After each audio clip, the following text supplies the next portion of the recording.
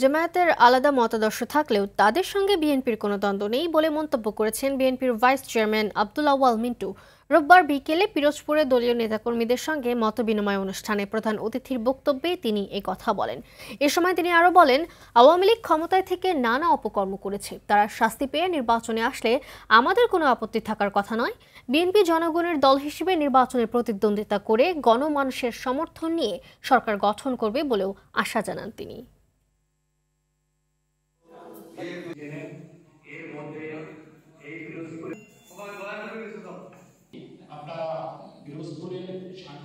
জামাত ইসলামে যেটা বললেন, কারোর সাথে আমাদের কোনো দ্বন্দ্ব নাই। আওয়ামী লীগ যদি নির্বাচন করে তাহলে একটা প্রতিদ্বন্দ্বী দল হিসেবে নির্বাচন করবে, তাতে আমাদের তো কিছু আসে যায় না। আমরা জনগণের সমর্থিত দল, আমরা জনগণের কাছে যাবে, জনগণ আমাদেরকে যদি ভোট দেয় ইনশাল্লাহ বিএনপি সরকার গঠন করবে।